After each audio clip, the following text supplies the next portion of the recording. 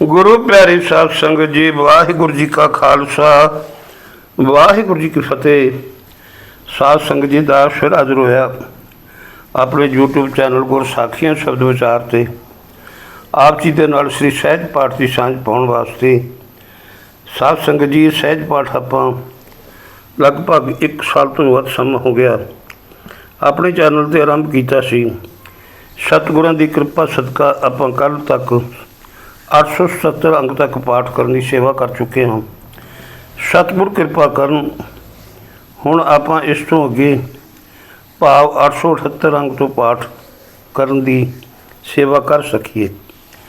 साध संगत सतगुरु तां ही कृपा करनगे जेकर साध संगत जी तुसी कृपा करोगे, तुसी मेरे भरिया हथ दसरे सिर ते रखोगे। सो साध संगत करो जी कृपा ते रखो दासरे दे सिर ते सिर पर मेरे भरिया हथ ते सारी संगत उचारण करो जी सतनाम श्री वाहिगुरु साहिब जी।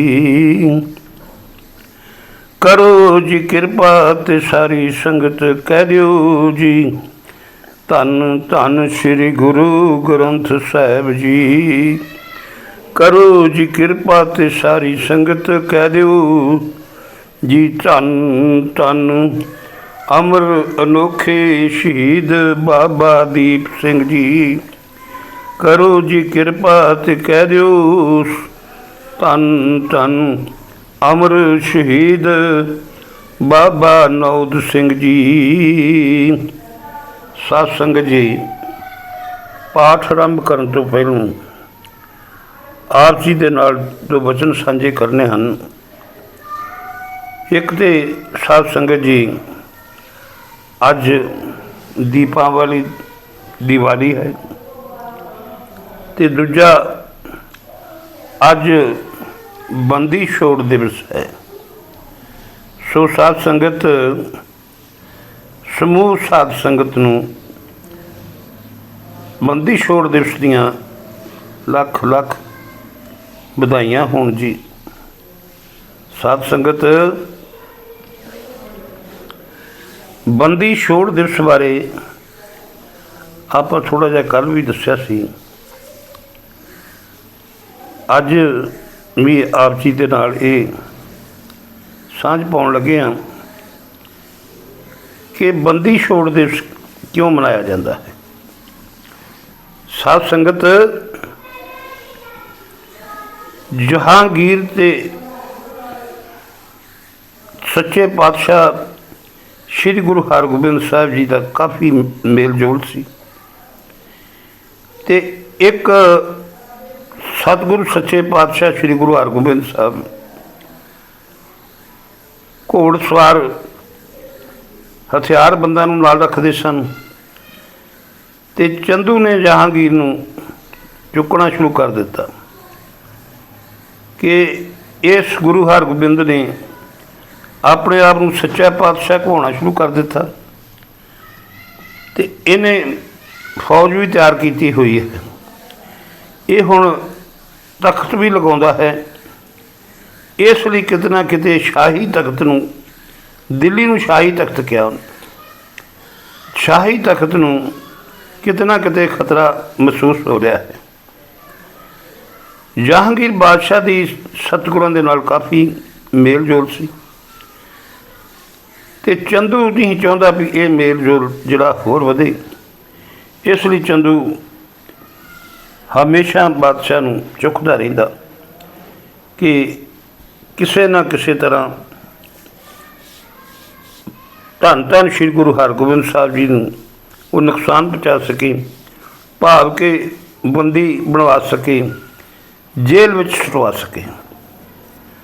साध संगत जी चंदू इस करके औखा सी कि 6वें पातशाह दे नूं जदों धन धन श्री गुरु अर्जन देव पातशाह गुरगता गद्दी ते विराजमान सन ते 6वें पातशाह किशोर अवस्था विच सन ते गुरु हरगोबिंद साहब लई चंदू ने रिश्ता भेजा सी अपनी लड़की का,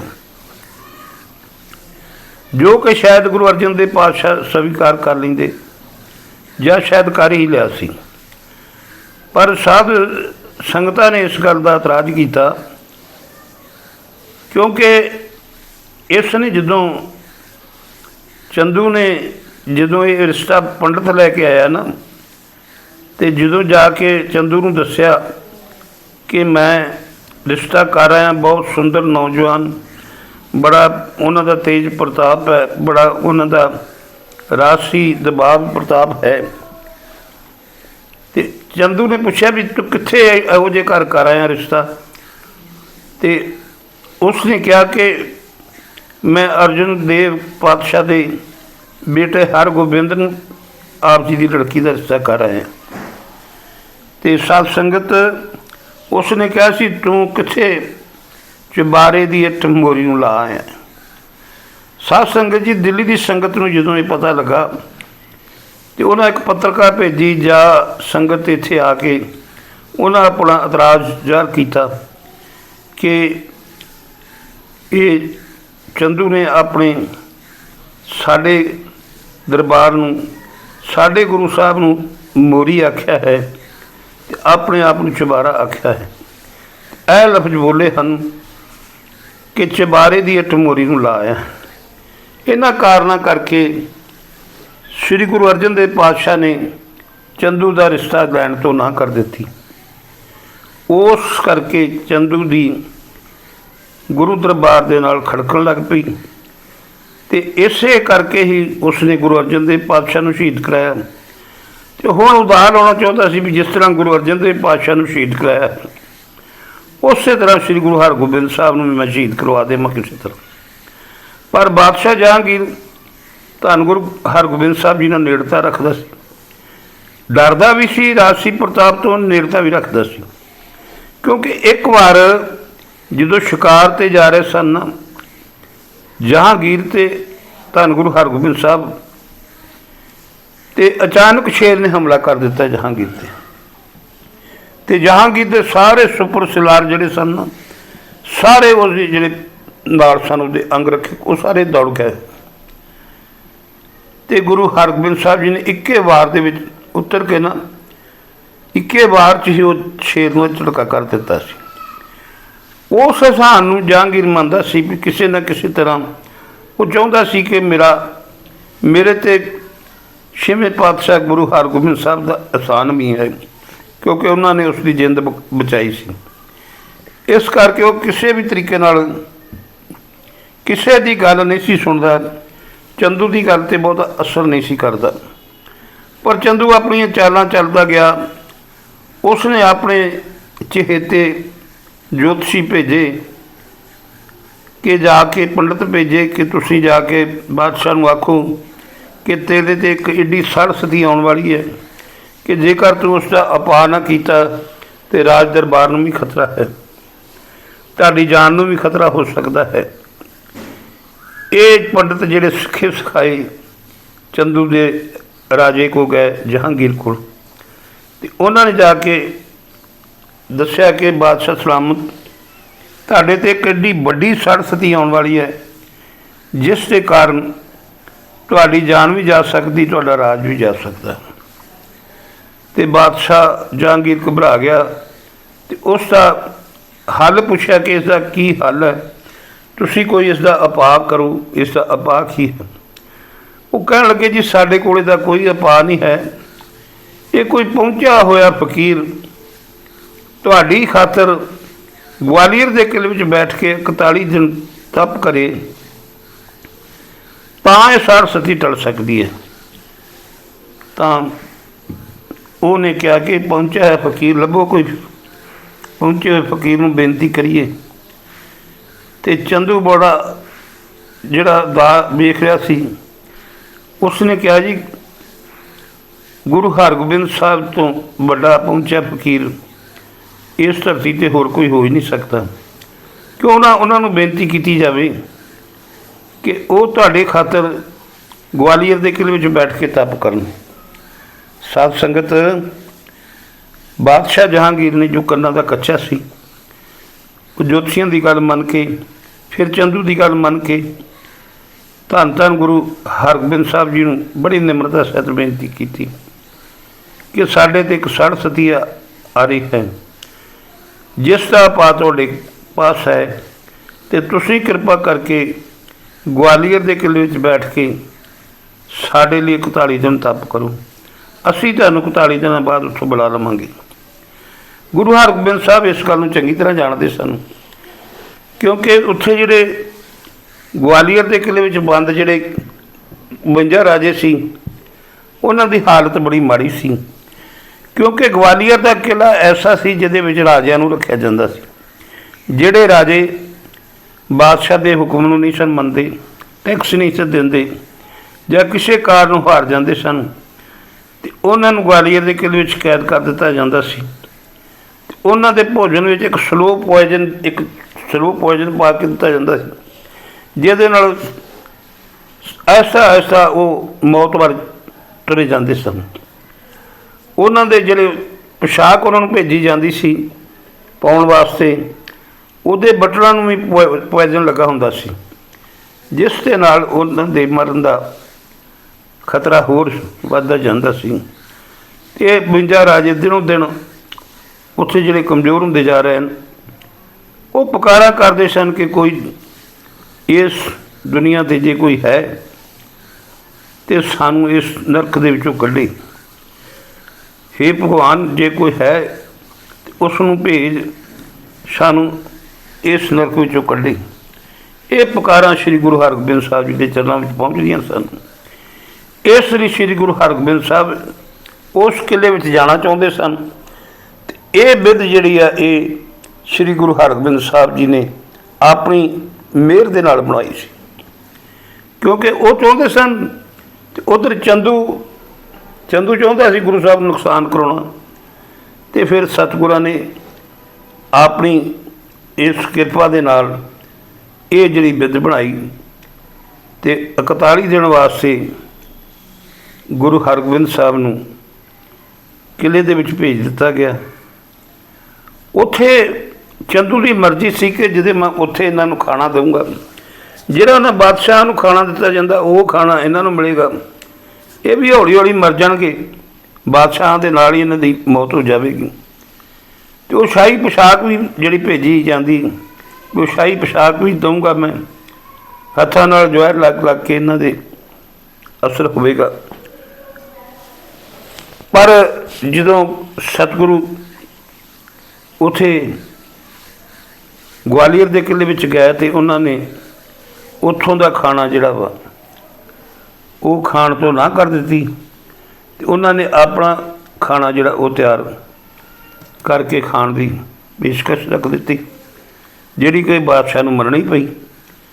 ते 2 लोहार सीगे जिहड़े उन्हां दी ड्यूटी लगी सतगुरां नूं खाना बना के, लंगर बना के खाउण दी। ते उत्थे दा जिहड़ा किलेदार सी हरीदास, उन्होंने चंदू ने वो पोशाक भेजी भी गुरु हरगोबिंद साहब नूं ये पोशाक पवा दे, जिसदे नाल पॉइजन लगी हुई सी, जहर लगी हुई सी। पर किलेदार जिहड़ा वा वो गुरु हरगोबिंद साहब का बड़ा तगड़ा उपासक सी, उन्हां दा सेवादार बन गया सी, हर समय सतगुरां दी संगत करदा सी। ते चंदू ने जदों उसनूं बड़े लालच दिते, लाल एक पत्तर भेजा नाल कि तैनूं जदों गुरु हरगोबिंद साहब नूं इस तरह किले दे विच मरवा देवेगा तो तैनूं बहुत वड्डा इनाम दिता जाएगा। उस किलेदार हरीदास ने सतगुरां दे अगे वो पत्थर ते पोशाक भी रख दी कि चंदू ने आ पत्थर ते पोशाक भेजी है। तो सतगुरु पत्थर पढ़ के ते उस किलेदार नूं होर निहाल किया, वो पोशाक नहीं पहनी। हुण जिहड़ा बादशाह जहांगीर है वो सतगुरां नूं ये कह के किले तप करन करके चंदू हुणां ने उन्होंने होरना कामां में उलझा दिता, कदी किसी बन्ने तोड़ दिता, कदी किसी बन्ने तोड़ दिता। उसनूं ये याद ही नहीं आउण दिता कि सतगुरु किले विच बैठे हैं। काफ़ी समा सतगुरु किले विच बैठे रहे। ਉੱਥੇ ਰੌਣਕਾਂ ਲੱਗਦੀਆਂ ਰਹੀਆਂ, ਦੀਵਾਨ ਲੱਗਦੇ ਰਹੇ। 52 ਰਾਜੇ ਜਿਹੜੇ ਸੀ ਉਹ ਵੀ ਕਿਲੇ ਦਾ ਖਾਣਾ ਛੱਡ ਕੇ ਜਿਹੜਾ ਸਤਿਗੁਰਾਂ ਦਾ ਲੰਗਰ ਆਉਂਦਾ ਸੀ ਉਸ ਦੇ ਵਿੱਚ ਭੋਜਨ ਛਕਦੇ ਰਹੇ, ਅਤੇ ਸਤਿਗੁਰਾਂ ਦਾ ਜੋ ਦਰਬਾਰ ਲੱਗਦਾ ਸੀ ਉਸ ਵਿੱਚੋਂ ਉਸ ਦੀ ਸੰਗਤ ਕਰਦੇ ਰਹੇ, ਸਤਸੰਗ ਸੁਣਦੇ ਰਹੇ। ਉਹਨਾਂ ਦੀ ਹਾਲਤ ਵੀ ਵਧੀਆ ਹੋਣ ਲੱਗੀ। ਹੁਣ ਜਿਹੜਾ ਬਾਦਸ਼ਾਹ ਜਹਾਂਗੀਰ ਜਿਹੜਾ ਚੇਤਾ ਭੁਲਾ ਕੇ ਬੈਠਾ ਸੀ, ਅਤੇ ਉਧਰ ਸਿੱਖ ਸੰਗਤਾਂ ਬੜੀਆਂ ਵਿਰਾਗ ਵਿੱਚ ਨੇ। ਅੰਮ੍ਰਿਤਸਰ ਤੋਂ ਸੰਗਤਾਂ ਕੀਰਤਨ ਕਰਦੀਆਂ ਜਾਂਦੀਆਂ ਨੇ ਅਤੇ ਗਵਾਲੀਅਰ ਦੇ ਕਿਲੇ ਨੂੰ ਮੱਥਾ ਟੇਕ ਕੇ ਆਉਂਦੀਆਂ ਨੇ ਕਿ ਸਾਡਾ ਸਤਿਗੁਰੂ ਇਸ ਕਿਲੇ ਦੇ ਵਿੱਚ ਹੈ, ਕਿਉਂਕਿ ਅੰਦਰ ਜਾਣ ਦਾ ਕਿਸੇ ਨੂੰ ਹੁਕਮ ਨਹੀਂ ਸੀ। ਇਸ ਲਈ ਰੋਜ਼ਾਨਾ ਇੱਕ ਚੌਂਕੀ ਨਿਕਲਦੀ ਹੈ, ਇੱਥੋਂ ਚੌਂਕੀ ਨਿਕਲਦੀ, ਚੌਂਕੀ ਚੱਲਦੀ ਹੈ ਜਿਹੜੀ ਗਵਾਲੀਅਰ ਤੱਕ ਪਹੁੰਚਦੀ ਹੈ, ਅਤੇ ਉਹ ਕਿਲੇ ਨੂੰ ਮੱਥਾ ਟੇਕ ਕੇ ਵਾਪਸ ਆਉਂਦੀ ਹੈ। ਸੋ ਇਹ ਵੀ ਗੱਲ ਜਿਹੜੀ ਆ ਇਹ ਵੱਧਦਾ ਗਿਆ। ਇਹ ਇੱਕ ਕਿਸਮ ਦੀ ਸਿੱਖ ਕੌਮ ਦੇ ਵਿੱਚ ਬਗਾਵਤ ਵਾਲੀ ਗੱਲ ਹੋ ਗਈ। ਬਾਦਸ਼ਾਹ ਨੂੰ ਇਸ ਗੱਲ ਦਾ ਵੀ ਪਤਾ ਲੱਗਾ, ਪਰ ਚੰਦੂ ਨੇ ਵੀ ਇਹ ਗੱਲ ਕਾਮਯਾਬ ਨਹੀਂ ਹੋਣ ਦਿੱਤੀ, ਅਤੇ ਫਿਰ ਸਤਿਗੁਰਾਂ ਨੇ ਕੋਈ ਐਸੀ ਕਲਾ ਵਰਤਾਈ ਕਿ ਚੰਦੂ ਜਿਹੜਾ ਵਾ ਉਹ ਮਾਨਸਿਕ ਤੌਰ 'ਤੇ ਬਿਮਾਰ ਹੋ ਗਿਆ। ਚੰਦੂ ਦੀ ਸੌਰੀ ਮਾਫ਼ ਕਰਨਾ ਜੀ, ਬਾਦਸ਼ਾਹ ਜਹਾਂਗੀਰ ਜਿਹੜਾ ਉਹ ਮਾਨਸਿਕ ਤੌਰ 'ਤੇ ਬਿਮਾਰ ਹੋ ਗਿਆ, ਅਤੇ ਉਸ ਨੂੰ ਬੜੇ ਹਕੀਮਾਂ ਨੇ ਉਹਦਾ ਇਲਾਜ ਕੀਤਾ, ਪਰ ਉਹ ਕਿਸੇ ਤੋਂ ਠੀਕ ਨਹੀਂ ਹੋਇਆ। ਅਤੇ ਜਿਹੜੀ ਉਹਦੀ ਬੇਗਮ ਸੀ ਜਹਾਂਗੀਰ ਦੀ ਨੂਰ ਜਹਾਂ,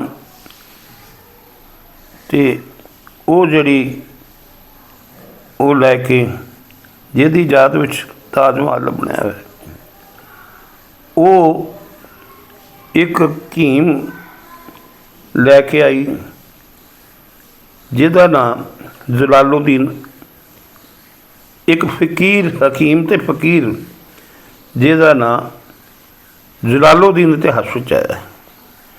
ਅਤੇ ਜਲਾਲੁਦੀਨ ਨੇ ਜਦੋਂ ਉਹ ਪਹੁੰਚਿਆ, ਫਕੀਰ ਸੀ, ਅਤੇ ਉੱਥੇ ਉਸ ਸਮੇਂ ਜਦੋਂ ਜਲਾਲੁਦੀਨ ਉੱਥੇ ਆਇਆ ਜਹਾਂਗੀਰ ਦੇ ਮਹੱਲਾਂ ਵਿੱਚ, ਉਸ ਸਮੇਂ ਸਾਈਂ ਮੀਆਂ ਮੀਰ ਜਿਹਦਾ ਮੁਸਲਮਾਨਾਂ ਦੇ ਵਿੱਚ ਵੀ ਬੜਾ ਤੇਜ਼ ਪ੍ਰਤਾਪ ਸੀ, ਅਤੇ ਸਿੱਖ ਵੀ ਉਸਨੂੰ ਲਗਭਗ ਆਪਣਾ ਹੀ ਮੰਨਦੇ ਸਨ, ਕਿਉਂਕਿ ਉਹ ਸ਼੍ਰੀ ਗੁਰੂ ਅਰਜਨ ਦੇਵ ਮਹਾਰਾਜ ਦੇ ਚਰਨਾਂ ਵਿੱਚ ਆਇਆ ਸੀ, ਅਤੇ ਸ਼੍ਰੀ ਗੁਰੂ ਅਰਜਨ ਦੇਵ ਮਹਾਰਾਜ ਨੇ ਉਹਨਾਂ ਦੇ ਕੋਲੋਂ ਸਾਈਂ ਮੀਆਂ ਮੀਰ ਦੇ ਕੋਲੋਂ ਸ਼੍ਰੀ ਹਰਿਮੰਦਰ ਸਾਹਿਬ ਦੀ ਨੀਂਹ ਰਖਵਾਈ ਸੀ।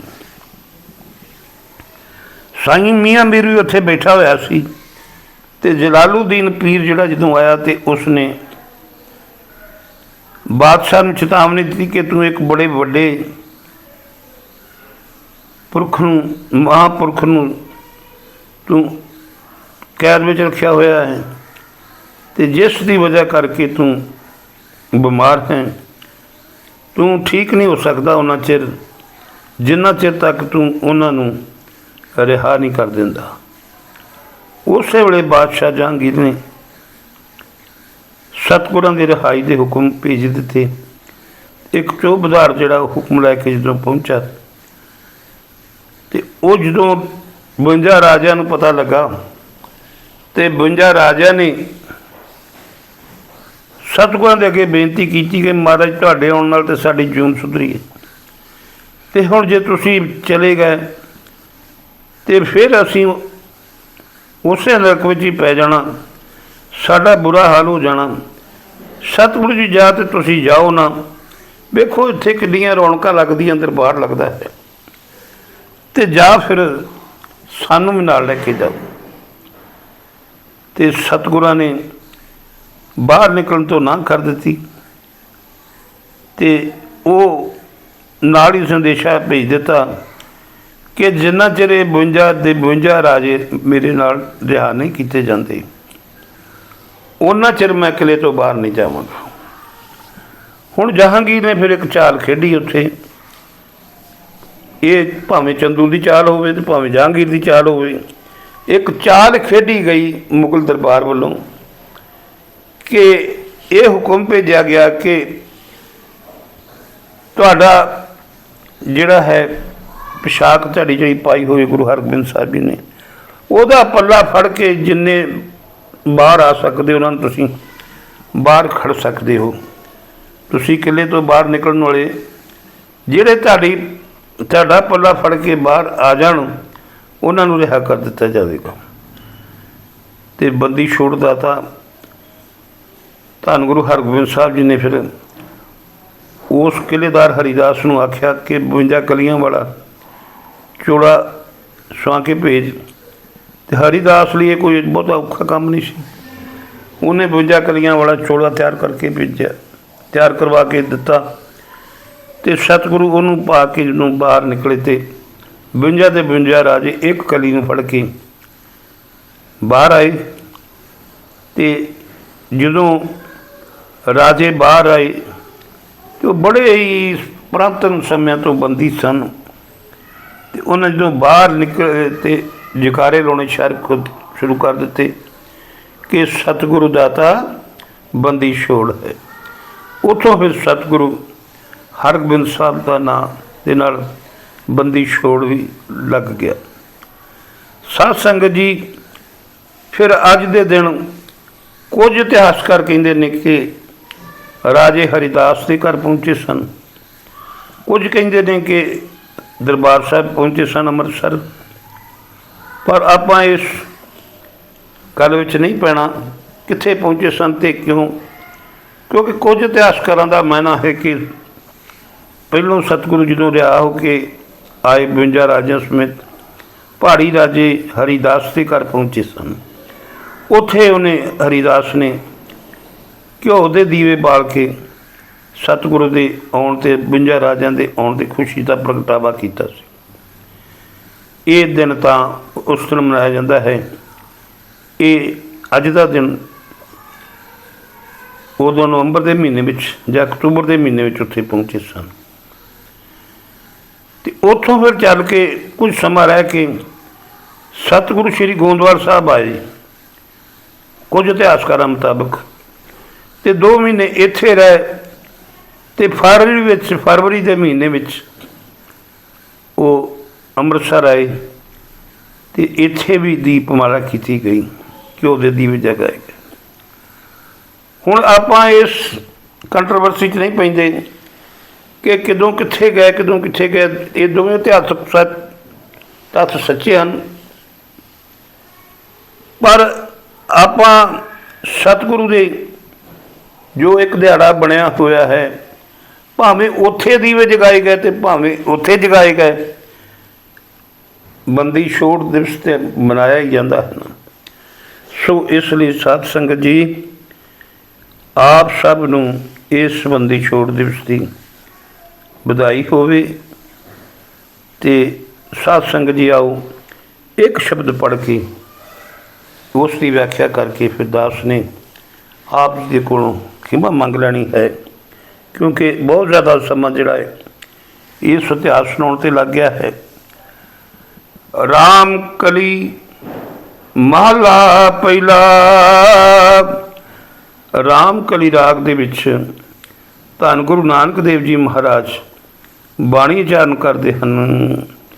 हम डोलत बेड़ी पाप भरी है, पावन लगे मत जाई।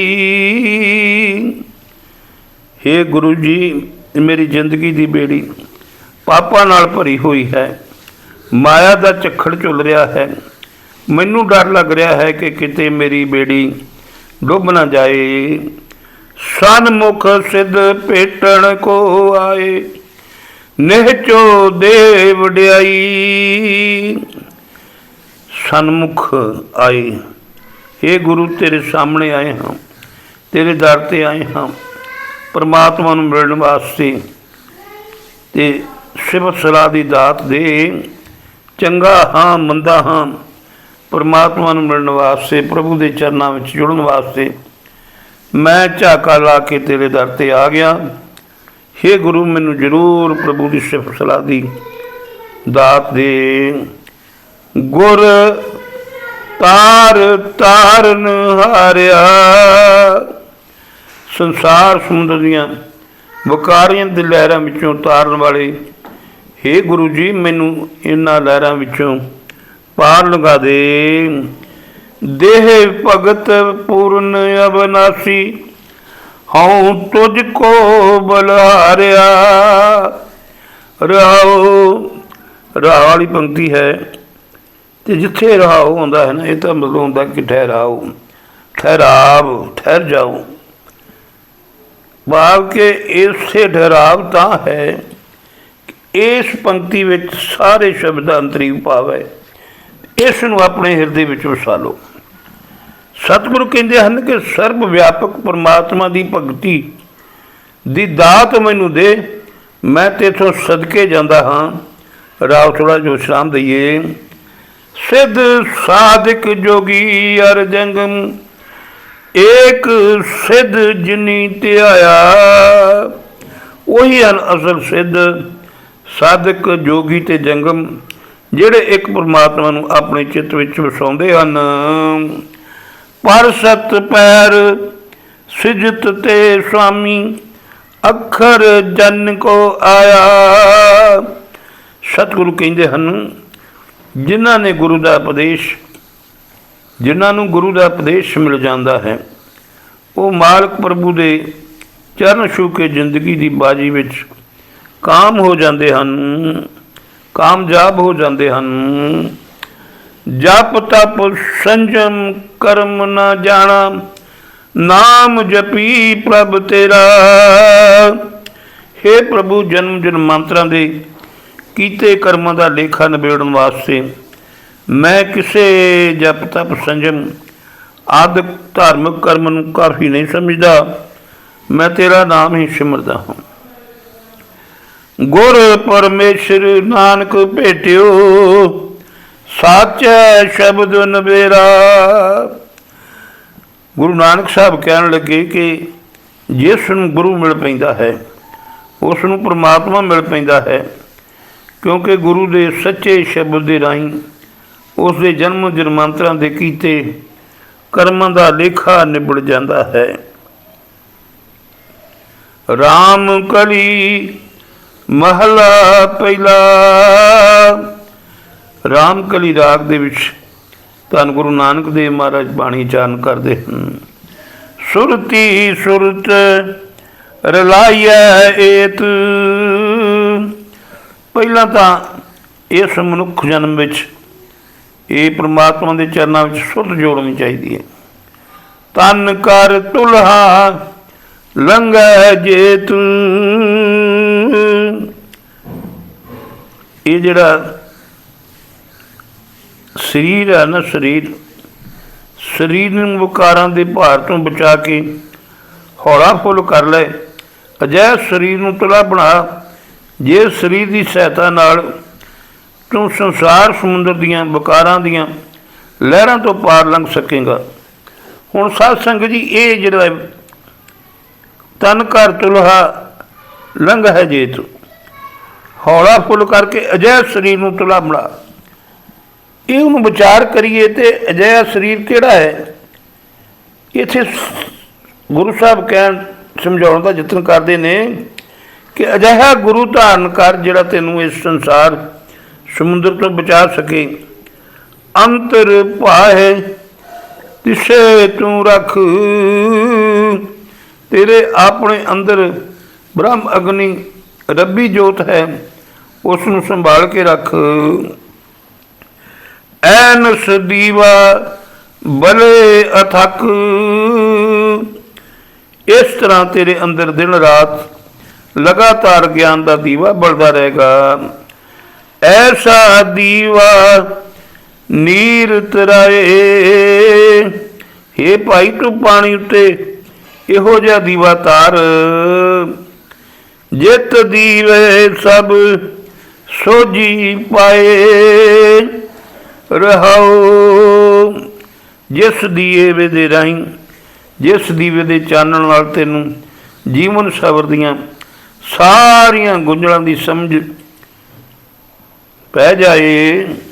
राव थोड़ा विश्राम देंगे। साध संगत जी वेखो, दीवे जलाने हैं आपां। दीपावली का त्यौहार है, बंदी छोड़ दिवस है। सारिਆਂ ने ਦੀਵੇ ਜਗਾਉਣੇ ਹਨ। ਕਿਸੇ ਨੇ ਦੀਵਾਲੀ ਦੇ ਰਾਮਚੰਦਰ ਅਯੁੱਧਿਆ ਆਏ ਸਨ ਇਸ ਦਿਨ, ਉਹਨਾਂ ਦੀ ਯਾਦ ਵਿੱਚ, ਕਿਸੇ ਨੇ ਬੰਦੀ ਛੋੜ ਦਿਵਸ ਦੀ ਯਾਦ ਵਿੱਚ। ਪਰ ਵੇਖੋ ਅੱਜ ਦੇ ਦਿਹਾੜੇ ਸ਼ਬਦ, ਅੱਜ ਜੋ ਕੁਦਰਤੀ ਤੌਰ 'ਤੇ ਜਿਹੜਾ ਅੰਗ ਆਪਾਂ ਲਿਆ, ਪਾਣੀ ਦਾ ਜਿਹੜਾ ਅੰਗ ਆਪਣੇ ਆਇਆ ਹੈ, ਉਹ ਵੇਖੋ ਇਹਨਾਂ ਦੀਵਿਆਂ ਬਾਰੇ ਗੱਲ ਕਰ ਰਿਹਾ। ਉਹ ਕਹਿ ਰਿਹਾ ਹੈ ਕਿ ਸਤਿਗੁਰੂ ਕਹਿ ਰਹੇ ਨੇ, ਗੁਰੂ ਨਾਨਕ ਦੇਵ ਜੀ, ਵੀ ਜੇ ਤੂੰ ਦੀਵਾ ਬਾਲਣਾ ਹੀ ਹੈ ਨਾ, ਤੇ ਇਹੋ ਜਿਹਾ ਦੀਵਾ ਬਾਲ ਜਿਹੜਾ ਪਾਣੀ ਦੇ ਉੱਤੇ ਵੀ ਤਰ ਸਕੇ, ਜਿਹੜਾ ਤੈਨੂੰ ਜੀਵਨ ਸਫਰ ਦੀਆਂ ਗੁੰਝਲਾਂ ਦੀ ਜਾਂਚ ਦੱਸ ਸਕੇ, ਐਸਾ ਦੀਵਾ ਬਾਲ। ਭਾਵ ਕਿ ਦੀਵੇ ਤੋਂ ਭਾਵੇਂ ਕਿ ਵੀ ਐਸਾ ਗੁਰੂ ਧਾਰਨ ਕਰ, ਐਸਾ ਗੁਰੂ ਬਣਾ। ਹੱਸੀ ਮਿੱਟੀ ਸੋਝੀ ਹੋਏ, ਜੇ ਸਹੀ ਜੀਵਨ ਜੁਗਤ ਨੂੰ ਸਮਝਣ ਵਾਲੀ ਸੁਚੱਜੀ ਅਕਲ ਦੀ ਮਿੱਟੀ ਹੋਵੇ, ਤਾਂ ਕਾ ਕੀਆ ਮਨ ਸੋਏ। ਉਸ ਮਿੱਟੀ ਦਾ ਬਣਾਇਆ ਹੋਇਆ ਦੀਵਾ ਪਰਮਾਤਮਾ ਪ੍ਰਵਾਨ ਕਰਦਾ ਹੈ। ਕਰਨੀ ਤੇ ਕਰ ਚੱਕੋ ਢਾਲ, ਹੇ ਭਾਈ, ਉਹ ਆਚਰਨ ਦੀ ਲੱਕੜੀ ਤੋਂ ਚੱਕ ਬਣਾ ਕੇ ਉਸ ਚੱਕ ਤੋਂ ਦੀਵਾ ਘੜ। ਇੱਥੇ ਉੱਤੇ ਨਿਭੀ ਨਾਲ, ਇਹ ਦੀਵਾ ਇਸ ਲੋਕ ਵਿੱਚ ਤੇ ਪਰਲੋਕ ਵਿੱਚ ਤੇਰਾ ਸਾਥ ਨਿਭਾਏਗਾ, ਜੀਵਨ ਸਫਰ ਵਿੱਚ ਤੇਰੀ ਰਾਹਦਾਰੀ ਕਰੇਗਾ। ਆਪੈ ਨਦਰ ਕਰੇ ਜਾ ਸੋਏ, ਜਦੋਂ ਪ੍ਰਭੂ ਆਪ ਹੀ ਮੇਰ ਦੀ ਨਜ਼ਰ ਕਰਦਾ ਹੈ। ਗੁਰਮੁਖ ਬਿਰਲਾ ਬੂਝੈ ਕੋਏ, ਗੁਰੂ ਵੱਲ ਮੂੰਹ ਕਰਕੇ, ਗੁਰੂ ਦੇ ਦੱਸੇ ਰਾਹ 'ਤੇ ਤੁਰ ਕੇ ਤਾਂ ਮਨੁੱਖ ਉਸ ਆਤਮਿਕ ਦੀਵੇ ਦੇ ਭੇਤ ਨੂੰ ਸਮਝ ਲੈਂਦਾ ਹੈ, ਪਰ ਸਮਝਦਾ ਕੋਈ ਵਿਰਲਾ ਹੀ ਹੈ ਜੋ ਗੁਰੂ ਦੇ ਦੱਸੇ ਹੋਏ ਰਸਤੇ ਉੱਤੇ ਤੁਰਦਾ ਹੈ। ਤਿਤ ਘਟ ਦੀਵਾ ਨੇਚਲ ਹੋਏ, ਅਜਿਹਾ ਮਨੁੱਖ ਦੇ ਹਿਰਦੇ ਵਿੱਚ ਆਤਮਿਕ ਦੀਵਾ ਟਿਕਵਾ ਰਹਿ ਕੇ ਜਗਦਾ ਹੈ। ਪਾਣੀ ਮਰੇ ਨਾ ਬੁਝਾਇਆ ਜਾਏ, ਇਹ ਆਤਮਿਕ ਜੀਵਨ ਦਾ ਚਾਨਣ ਦੇਣ ਵਾਲਾ ਦੀਵਾ ਨਾ ਪਾਣੀ ਵਿੱਚ ਡੁੱਬਦਾ, ਨਾ ਇਹ ਦੀਵਾ ਬੁਝਾਇਆ ਜਾ ਸਕਦਾ ਹੈ। ਐਸਾ ਦੀਵਾ ਨੀਰ ਤਰਾਏ, ਹੇ ਭਾਈ, ਤੂੰ ਵੀ ਇਹੋ ਜਿਹਾ ਆਤਮਿਕ ਜੀਵਨ ਦਾਤਾ ਦੀਵਾ ਰੋਜ਼ਾਨਾ ਜੀਵਨ ਦੇ ਨਦੀ ਦੇ ਪਾਣੀ ਵਿੱਚ ਤਾਰ। ਡੋਲੇ ਬਾਓ ਨਾ ਵੱਡਾ ਹੋਏ, ਕਿਤਨਾ ਹੀ ਵਿਕਾਰਾਂ ਦਾ ਝੱਖੜ ਚੁੱਲ੍ਹੇ ਇਹ ਆਤਮਿਕ ਚਾਨਣ ਦੇਣ ਵਾਲਾ ਦੀਵਾ ਡੋਲਦਾ ਨਹੀਂ, ਇਹ ਆਤਮਿਕ ਦੀਵਾ ਬੁਝਦਾ ਨਹੀਂ। ਜਾਪੇ ਜਿਉ ਸਿੰਘਾਸਨ ਲੋਏ, ਇਸ ਦੀਵੇ ਦਾ ਚਾਨਣ, ਇਹਦੇ ਚਾਨਣ ਦੇ ਨਾਲ ਹਿਰਦੇ ਤਖਤ ਉੱਤੇ ਬੈਠਾ ਹੋਇਆ ਪਰਮਾਤਮਾ ਪ੍ਰਤੱਖ ਦਿਸ ਪੈਂਦਾ ਹੈ। ਖੱਤਰੀ ਬ੍ਰਾਹਮਣ ਸੂਦ ਕੇ ਵੇਸ, ਕੋਈ ਖੱਤਰੀ ਹੋਵੇ, ਭਾਵੇਂ ਕੋਈ ਬ੍ਰਾਹਮਣ ਹੋਵੇ, ਸ਼ੂਦਰ ਹੋਵੇ, ਚਾਹੇ ਵੈਸ਼ ਹੋਵੇ, ਚਾਰ ਹੀ ਵਰਨ ਸਨ ਉਸ ਪੁਰਾਤਨ ਸਮੇਂ ਵਿੱਚ ਜਦੋਂ ਗੁਰੂ ਸਾਹਿਬ ਨੇ ਬਾਣੀ ਚਾਰਨ ਕੀਤੀ। ਬ੍ਰਾਹਮਣ ਪਹਿਲਾ ਸੀ, ਫਿਰ ਖੱਤਰੀ ਸੀ, ਤੇ ਫਿਰ ਵੈਸ਼, ਤੇ ਫਿਰ ਸ਼ੂਦਰ ਸੀ, ਚਾਰ ਹੀ ਸਨ। ਨਿਰਤ ਨਾ ਪਾਈਐ ਗੁਣੀ ਸਹੰਸ, ਨਿਰੇ ਇਹ ਚਾਰੇ ਵਰਨ ਨਹੀਂ, ਮੈਂ ਜੇ ਹਜ਼ਾਰਾਂ ਹੀ ਜਾਤੀਆਂ ਗਿਣੀ ਜਾਵਾਂ, ਜਿਨ੍ਹਾਂ ਦੀ ਗਿਣਤੀ ਦਾ ਲੇਖਾ ਮੁੱਕ ਨਾ ਸਕੇ। ਐਸਾ ਦੀਵਾ ਬਾਲੇ ਕੋਏ, ਇਹਨਾਂ ਵਰਨਾ ਜਾਤੀਆਂ ਵਿੱਚ ਜੰਮਿਆ ਹੋਇਆ ਜਿਹੜਾ ਵੀ ਜੀਵ ਇਹੋ ਜਿਹਾ ਆਤਮਿਕ ਚਾਨਣ ਦੇਣ ਵਾਲਾ ਦੀਵਾ ਜਗਾਏਗਾ।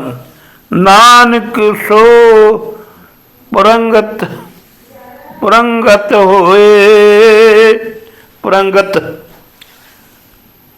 ਪਾਰੰਗਤ। ਗੁਰੂ ਨਾਨਕ ਸਾਹਿਬ ਕਹਿੰਦੇ ਨੇ ਕਿ ਉਹ ਮਨੁੱਖ ਜਿਹੜਾ ਨਾ, ਉਹ ਆਤਮਿਕ, ਉਹਦੀ ਆਤਮਿਕ ਅਵਸਥਾ ਜਿਹੜੀ ਹੈ ਨਾ, ਅਜਿਹੀ ਬਣ ਜਾਏਗੀ ਕਿ ਉਹ ਸੰਸਾਰ ਸਮੁੰਦਰ ਦੀਆਂ ਵਿਕਾਰਾਂ ਦੀਆਂ ਲਹਿਰਾਂ ਵਿੱਚੋਂ ਸਹੀ ਸਲਾਮਤ ਪਾਰ ਲੰਘ ਜਾਏਗਾ। ਰਾਮ ਕਲੀ ਮਹੱਲਾ ਪਹਿਲਾ। ਰਾਮ ਕਲੀ ਰਾਗ ਦੇ ਵਿੱਚ ਧੰਨ ਗੁਰੂ ਨਾਨਕ ਦੇਵ ਮਹਾਰਾਜ ਸੱਚੇ ਪਾਤਸ਼ਾਹ ਕਹਿੰਦੇ ਹਨ, ਤੁਧਨੋ ਨਿਮਣ ਮੰਨਣ ਤੇਰਾ ਨਾਉ। ਹੇ ਪ੍ਰਭੂ, ਤੇਰੇ ਨਾਮ ਨਾਲ ਡੂੰਘੀ ਸਾਂਝ ਪਾਣੀ, ਤੇਰੇ ਅੱਗੇ ਸਿਰ ਨਵਾਉਣਾ ਹੈ। ਤੇਰੀ ਸਿਫਤ ਸਲਾਹ ਤੇਰੇ ਦਰ ਤੇ ਪ੍ਰਵਾਨ ਹੋਣ ਵਾਲੀ ਭੇਟਾ ਹੈ। ਸਾਚ ਭੇਟ ਬੈਸਣ ਕੋ ਦਾਉ। ਜਿਸ ਦੀ ਬਰਕਤ ਨਾਲ ਤੇਰੀ ਹਜ਼ੂਰੀ ਵਿੱਚ ਬੈਠਣ ਲਈ ਥਾਂ ਮਿਲਦੀ ਹੈ। ਸਤ ਸੰਤੋਖ ਹੋਵੇ ਅਰਦਾਸ। ਇਹ ਭਾਈ, ਜਦੋਂ ਮਨੁੱਖ ਸੰਤੋਖ ਧਾਰਦਾ ਹੈ, ਦੂਜਿਆਂ ਦੀ ਸੇਵਾ ਕਰਦਾ ਹੈ ਤੇ ਇਸ ਜੀਵਨ ਮਰਿਆਦਾ ਵਿੱਚ ਰਹਿ ਕੇ ਪ੍ਰਭੂ ਦੇ ਦਰ ਤੇ ਅਰਦਾਸ ਕਰਦਾ ਹੈ, ਤਾਂ ਸੁਣ ਸਦ ਬਹਾਲ ਹੈ ਪਾਸ। ਤਦੋਂ ਅਰਦਾਸ ਸੁਣ ਕੇ ਸਵਾਲੀ ਨੂੰ ਸੱਦ ਕੇ ਪ੍ਰਭੂ ਆਪਣੇ ਕੋਲ ਬਿਠਾਉਂਦਾ ਹੈ। ਨਾਨਕ ਬਿਰਥਾ ਕੋਏ ਨਾ ਹੋਏ। ਗੁਰੂ ਨਾਨਕ ਸਾਹਿਬ ਕਹਿੰਦੇ ਹਨ ਕਿ ਉਸ ਦੀ ਹਜ਼ੂਰੀ ਵਿੱਚ ਪਹੁੰਚ ਕੇ ਕੋਈ ਸਵਾਲੀ ਖਾਲੀ ਨਹੀਂ ਮੁੜਦਾ। ਐਸੀ ਦਰਗਾਹ ਸਾਚਾ ਸੋਏ। ਰਹਾਉ ਰਾਉ ਵਾਲੀ ਪੰਕਤੀ ਹੈ। ਐਸੀ ਦਰਗਾਹ, ਪਰਮਾਤਮਾ ਦੀ ਦਰਗਾਹ ਅਜਿਹੀ ਹੈ, ਉਹ ਸਦਾ ਕਾਇਮ ਰਹਿਣ ਵਾਲਾ ਪਰਮਾਤਮਾ ਆਪ ਹੀ ਅਜਿਹਾ ਹੈ ਜੋ ਸਭ ਦੀਆਂ ਆਸਾਂ ਪੂਰਦਾ ਹੈ। ਰਾਉ ਥੋੜ੍ਹਾ ਵਿਸ਼ਰਾਮ ਦਈਏ। ਪ੍ਰਾਪਤ ਪੋਤਾ ਕਰਮ ਪੁਸਾਓ। ਪੋਤਾ ਹੁੰਦਾ ਜੀ ਖਜ਼ਾਨਾ, ਕਰਮ ਹੋ ਗਏ ਬਖਸ਼ਿਸ਼। ਹੇ ਪ੍ਰਭੂ, ਜਿਸ ਮਨੁੱਖ ਉੱਤੇ ਤੇਰੀ ਮਿਹਰ ਹੋਵੇ, ਜਿਸ ਉੱਤੇ ਤੂੰ ਬਖਸ਼ਿਸ਼ ਕਰੇ, ਉਸ ਨੂੰ ਤੇਰੇ ਨਾਮ ਦਾ ਖਜ਼ਾਨਾ ਮਿਲਦਾ ਹੈ। ਤੂੰ ਦੇਵੈ ਮੰਗਤ ਜਨ ਚਾਓ। ਮੈਂ ਮੰਗਤੇ ਦੀ ਪੀਤਾਂਗ ਹੈ ਕਿ ਤੂੰ ਮੈਨੂੰ ਆਪਣੇ ਨਾਮ ਦੀ ਦਾਤ ਦੇਵੇਂ, ਤਾਂ ਕਿ ਮੇਰੇ ਹਿਰਦੇ ਵਿੱਚ ਤੇਰੇ ਚਰਨਾਂ ਦਾ ਪਿਆਰ ਪੈਦਾ ਹੋਵੇ। ਭਾਂਡੇ ਪਾਓ ਪਵੈ ਤੇ ਆਏ। ਹੇ ਪ੍ਰਭੂ, ਸਿਰਫ ਉਸ ਹਿਰਦੇ ਵਿੱਚ ਤੇਰੇ ਚਰਨਾਂ ਦਾ ਪ੍ਰੇਮ ਪੈਦਾ ਹੁੰਦਾ ਹੈ। ਤੁਰ ਤੋਂ ਛੋੜੀ ਕੀਮਤ ਪਾਏ।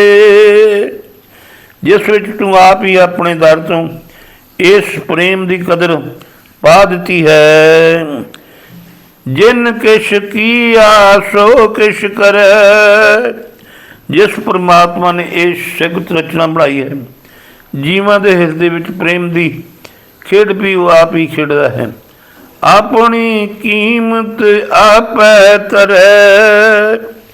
ਜੀਵਾਂ ਦੇ ਹਿਰਦੇ ਵਿੱਚ ਆਪਣੇ ਨਾਮ ਦੀ ਕਦਰ ਵੀ ਉਹ ਆਪ ਹੀ ਟਿਕਾਉਂਦਾ ਹੈ। ਗੁਰਮੁਖ ਪ੍ਰਗਟ ਹੋਏ ਹਰ ਰਾਏ। ਪਰਮਾਤਮਾ ਗੁਰੂ ਦੇ ਰਾਹੀਂ ਜੀਵ ਦੇ ਹਿਰਦੇ ਵਿੱਚ ਪ੍ਰਗਟ ਹੁੰਦਾ ਹੈ।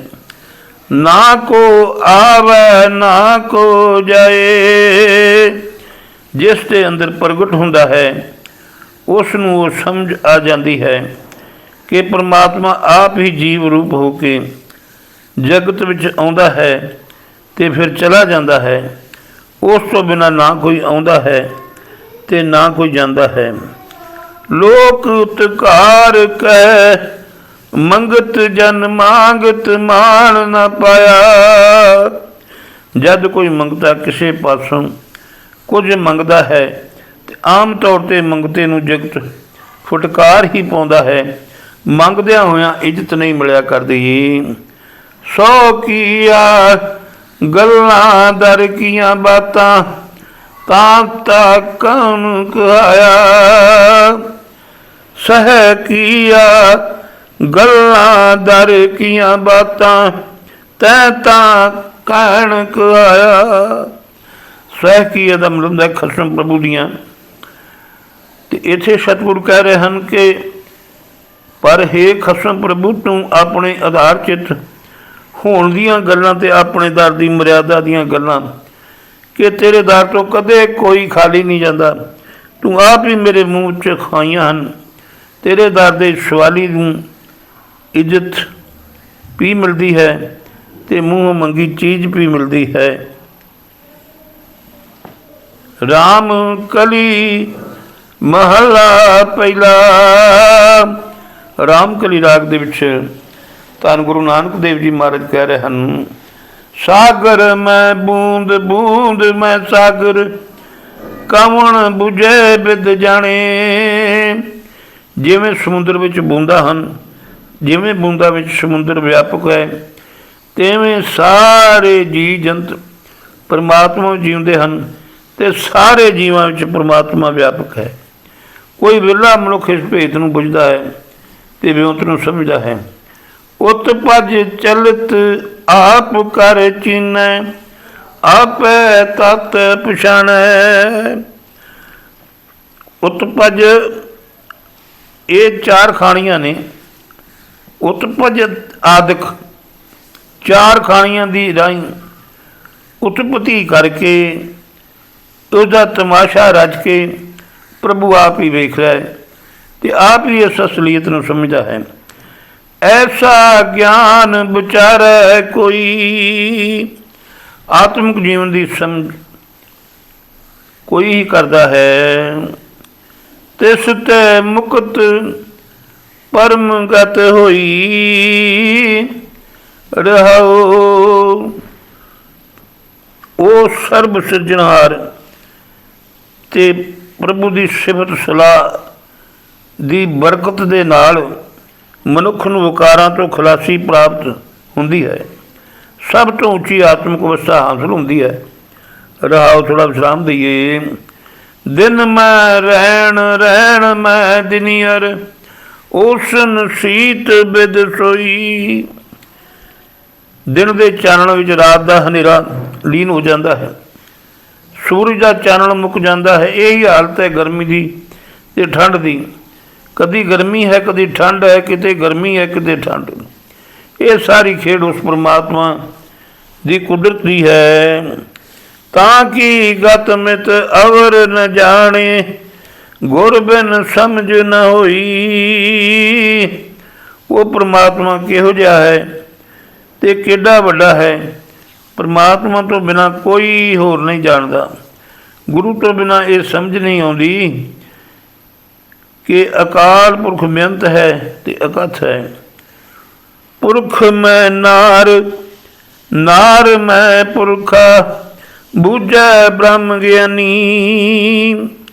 हे परमात्मा, तेरे नाल डूंगी सांझ रखण वाले, वेख अचरज खेडां कि मनुखा की वजह तो इस्तरी पैदा होंदियां हन ते इस्तरियां तो मनुख जमदे हन। धुन मैं ध्यान ध्यान मैं जनिया, गुरमुख कथ कहानी। परमात्मा की कुदरत की कहानी बयान नहीं हो सकती, पर जिहड़ा मनुख गुरु के दसे राह ते तुरदा है, वो प्रभु की सिफत सलाह की बाणी विच अपनी सुरत जोड़दा है तो उस सुरत विच परमात्मा नाल जान पछाण पा लैंदा है।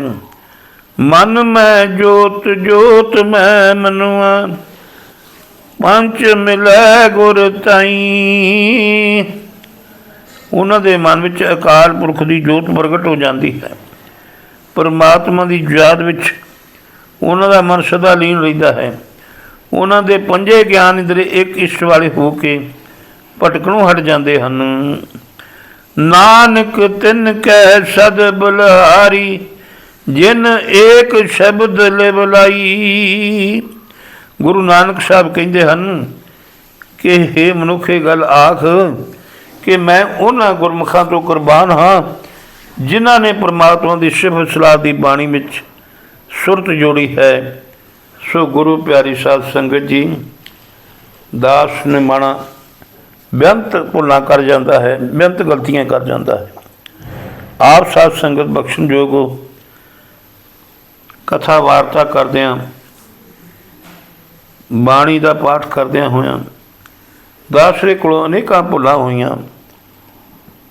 बख्श लेना अगे तो समत बख्शिश करना। सो भुलां ना चितारना जी। जो अज मैं आप जी दे नाल साझा कीता है, इस नूं ਸਰਵਣ ਕਰਨਾ, ਲਾਈਕ ਕਰਨਾ ਤੇ ਸ਼ੇਅਰ ਜ਼ਰੂਰ ਕਰ ਦਿਓ ਜੀ। ਸਾਧ ਸੰਗਤ ਜੀ, ਦੂਜੀ ਬੇਨਤੀ ਹੈ ਕਿ ਦਾਸਰੇ ਦਾ ਚੈਨਲ ਗੁਰਸਾਖੀਆਂ ਸ਼ਬਦ ਵਿਚਾਰ ਜ਼ਰੂਰ ਸਬਸਕ੍ਰਾਈਬ ਕਰ ਲਵੋ ਜੀ। ਜਿਨ੍ਹਾਂ ਨੇ ਕਮੈਂਟ ਕੀਤੇ ਨੇ ਨਾ ਤੇ ਉਹਨਾਂ ਦੇ ਪਹਿਲੋਂ ਬੋਲਣੇ ਸਨ ਸ਼ੁਰੂਆਤ ਵਿੱਚ, ਪਰ ਜੋ ਇਤਿਹਾਸ ਦੀ ਗੱਲ ਆ ਗਈ ਇਸ ਕਰਕੇ ਉਹ ਹੁਣ ਸਮਾਪਤੀ 'ਤੇ ਬੋਲਣ ਲੱਗਾ। ਭੈਣ ਜੀ ਬਲਬੀਰ ਕੌਰ ਇਹ ਪਿਆਰਾ ਜਿਹਾ ਕਮੈਂਟ ਭੇਜਦੇ ਹਨ, ਇਹਨਾਂ ਦਾ ਕੋਟਾਨ ਕੋਟ ਧੰਨਵਾਦ। ਭੈਣ ਜੀ ਮਨਜੀਤ ਕੌਰ USA ਤੋਂ ਵੀ ਸੋਹਣਾ ਜਿਹਾ ਕਮੈਂਟ ਭੇਜਦੇ ਹਨ, ਇਹਨਾਂ ਦਾ ਵੀ ਧੰਨਵਾਦ। ਵੀਰ ਜੀ ਗੁਰਜੰਟ ਸਿੰਘ ਕੰਗ ਜਲਾਲਾਬਾਦ ਤੋਂ ਇਹ ਵੀ ਰੋਜ਼ਾਨਾ ਕਮੈਂਟ ਕਰਦੇ ਹਨ, ਇਹ ਸੋਹਣਾ ਜਿਹਾ ਕਮੈਂਟ ਭੇਜਦੇ ਹਨ, ਇਹਨਾਂ ਦਾ ਵੀ ਕੋਟਨ ਕੋਟ ਧੰਨਵਾਦ। ਹੋਰ ਵੀ ਸਾਧ ਸੰਗਤ ਦੇ ਚਰਨਾਂ ਵਿੱਚ ਬੇਨਤੀ ਹੈ, ਵੇਖ ਲਓ 3 ਕੁ ਬੰਦੇ ਰੋਜ਼ਾਨਾ ਕਮੈਂਟ ਕਰਦੇ ਨੇ ਅਤੇ ਸਾਧ ਸੰਗਤ ਜੀ ਆਪਾਂ ਇਹਨਾਂ ਤਿੰਨਾਂ ਦੇ ਨਾਮ ਬੋਲ ਦਿੰਦੇ ਹਾਂ। ਤੁਸੀਂ ਵੀ ਸੋਹਣਾ ਜਿਹਾ ਕਮੈਂਟ ਕਰਿਆ ਕਰੋ, ਤੁਹਾਡੇ ਵੀ ਨਾਮ ਬੋਲੇ ਜਾਣਗੇ। ਸਾਧ ਸੰਗਤ ਜੀ ਤੁਹਾਡਾ ਵੀ ਮਾਣ ਸਤਿਕਾਰ ਜਿਹੜਾ ਵਾ ਇਸੇ ਤਰ੍ਹਾਂ ਹੀ ਅਦਬ ਸਤਿਕਾਰ ਦੇ ਨਾਲ ਤੁਹਾਡੇ ਨਾਮ ਬੋਲੇ ਜਾਣਗੇ। ਸੋ ਦਾਸ 'ਤੇ ਕਿਰਪਾ ਕਰੋ ਅਤੇ ਦਾਸਰੇ ਦੀ ਜੋ ਇਹ ਪੋਸਟ ਹੈ ਇਸ ਨੂੰ ਸੁਣਿਓ। ਧਾਰਮਿਕ ਹੈ, ਇਸ ਦੇ ਵਿੱਚੋਂ ਆਪਾਂ ਨੂੰ ਕੁਝ ਲੱਭਣਾ ਹੈ, ਇਹਦੇ ਵਿੱਚੋਂ ਬਹੁਤ ਕੁਝ ਲੱਭਣਾ ਹੈ। ਸੋ ਸਾਧ ਸੰਗਤ ਕਿਰਪਾ ਕਰਕੇ ਸਰਵਣ ਕਰਕੇ ਲਾਈਕ ਅਤੇ ਸ਼ੇਅਰ ਕਰ ਦਿਓ। ਆਓ ਹੁਣ ਗੱਜ ਕੇ ਫਤਿਹ ਬੁਲਾਈਏ। ਵਾਹਿਗੁਰੂ ਜੀ ਕਾ ਖਾਲਸਾ, ਵਾਹਿਗੁਰੂ ਜੀ ਕੀ ਫਤਿਹ।